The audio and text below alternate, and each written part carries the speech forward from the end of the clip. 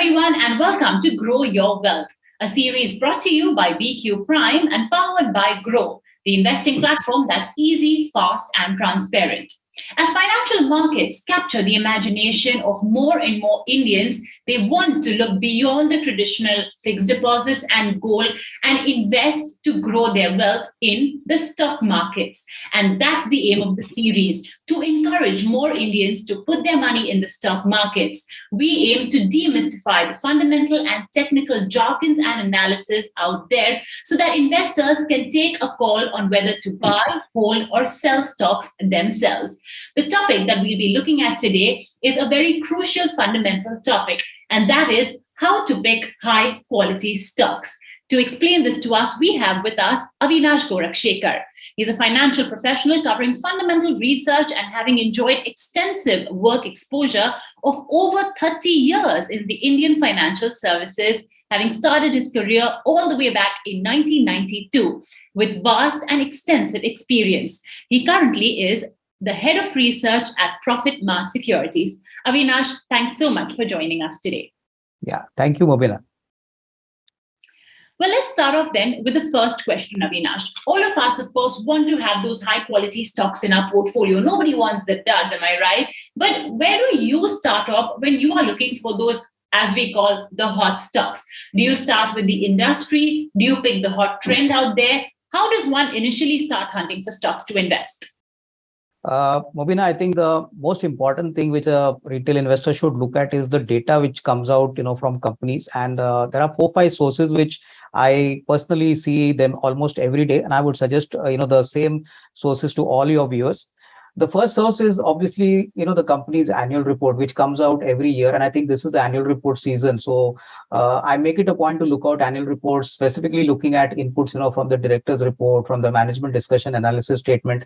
There are many inputs which normally, are there in the annual reports, which most analysts or most investors, don't look at them at all. So this is a starting point to probe into good quality, companies, good quality businesses. The second important source is very clearly, the conference call transcripts. I think this is not the result season, but once the result season starts, there are a number of companies which do conference calls, and their con calls are recorded. Their con calls are available in the print form. So con call transcripts are available freely. So this is a very important source for almost every investor to know more about the company, the management, because you get a complete perspective from the top management. This is the second important source. The third important source is once the result season is over, Mobina, we do a review of all the quarterly results based on a sector kind of approach. And we do come to know, within a sector, which sector has outperformed, which sector has started turning around, where are the margins improving. So there is a lot of data points which comes post the quarterly numbers. So this is another source of information. And finally, there is one important source which all investors should look at is that the BSE provides this service free of cost. It's the corporate announcements button on the BSE website. Now, the reason why I call it important is because many announcements of companies get spotted very early in their initial stage. Normally investors want to buy the stocks initially, so they get the benefit of the price and obviously enjoy the upward journey. But here you get lots of news on demergers, special situations, plus any important company announcements, which obviously one has to relate and look at specific companies based on their sector, based on their financials, based on their cash flows. So obviously a combination of all this has to be done regularly. And only after that, you can probably spot a list of companies and then start digging more into them. And obviously, which gives you a final list of some sort of good multi-bagger stocks, which you can start researching. And obviously, after meeting the management, you can obviously get a better sense of the upside and the risk reward, prevailing in these companies. So this is how, you can spot very good multi-bagger stocks, very good quality stocks. But it requires that you need to do a little bit of reading and a little bit of research by looking at all these sources. So, Avinash, when you say research, once you spot a potential multi-bagger stock, what kind of research do you do to ensure that it can actually, with some amount of certainty, deliver those returns? My question is, what are the factors you look at then in terms of identifying whether a stock can be classified as a good quality one? I think, Mobina, after telling you the sources, the next stage is basically looking at the company in particular which you have identified. So the first thing I think which I see, and I would suggest all the retail investors to see, is what kind of business does the company, is into, whether it's a B2C business, whether it's a B2B business or a B2G business. I think clearly, understanding the business of the company is very important, because unfortunately, if you don't know what the company manufactures, then you're not going to be, very much sure about the growth potential of that company.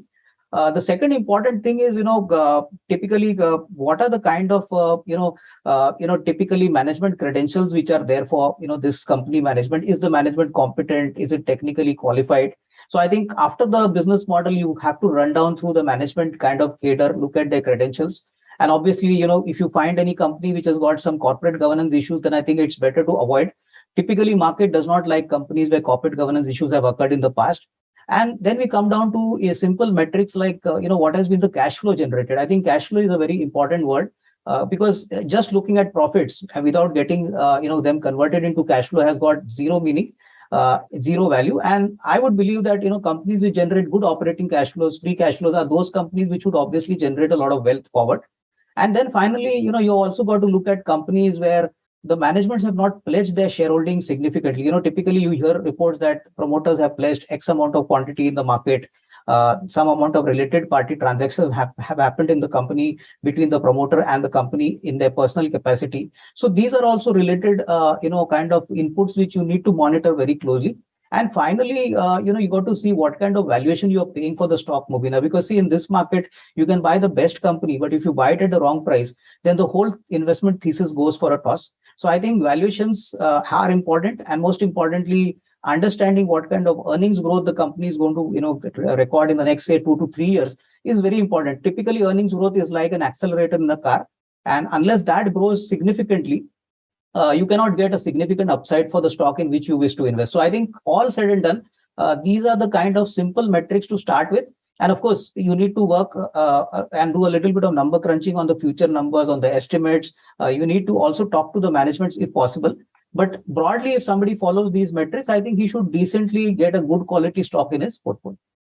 So growth estimates, valuations, these are all quantitative factors. And to a certain extent, they can be a little easier to understand. I guess, Avinash, what is a little more complicated are the qualitative factors, because when you assess a business, there are, of course, a several number of things that one has to analyze. It's not just the numbers. So what are the qualitative factors, Avinash, you'd recommend all potential investors and new investors read through before investing in a stock? See, I think today you made a very valid point. I think the qualitative factor is extremely important. In fact, it's more important than the quantitative numbers. So the first important qualitative factors which I see and which I would suggest all retail investors to see is that what are the credentials of the promoters? How professional is the company managed? Is it a family-based company or is it a professional company? You can come to know this by looking at the kind of profile of the board of directors, the management team. So this is the first step to look at a company from a qualitative angle. The second step is, you got to obviously see what is the kind of work experience of the CEO, what is the work experience of the CFO, what are the kind of people the company has recruited, whether they have recruited the companies from top companies. That clearly shows that the management is very ambitious and wants to bring the best talent on board. And the third important point is technology. See, I think today we cannot live without technology. So what is the kind of use of technology the company does, even if it is a brick and mortar company? And what is the level of innovation they use in their business? Because see, typically, as long as the company innovates, it continues to flourish endlessly, and that is very important. And finally, the most important criteria which affects the share price and the markets is basically the corporate governance. I think corporate governance has become extremely important. Any negative surprise on corporate governance would mean that I think these kind of companies should be completely avoided, because the markets are unlikely to, forgive these kind of managements once some corporate governance issue crops up. So I think these are the 3 to 4 qualitative assessments which I think you need to at least have a look before you start your investment journey. Now, every industry is different, and there are different companies operating in different kind of businesses and industries. So my question, Avinash, is that do the parameters that you look at, that you assess before you invest in a company differ from industry to industry? Yeah, definitely. I think, Mobina, whatever we spoke now, I think is all relevant to manufacturing companies. So basically, if we were to look at the banks or maybe the housing finance companies, typically, these are not manufacturing companies. So obviously, parameters like cash flow, return on capital employed, return on equity, even the earning per share has got no relevance. In fact, for the banking and NBFC sector, what is important is the asset quality, what is the return on assets, return on equity, the loan book growth. So the parameters which are used for the banking and non-banking finance companies as well as for the housing finance companies are completely dependent, and the market will obviously look at these parameters more, unlike what they see for the manufacturing company. So the research methodology for the banking and services industry, especially the financial services industry, would be completely different from the manufacturing industry. So these are the basic changes, which one has to obviously look at when one looks at a bank and one looks at a manufacturing company.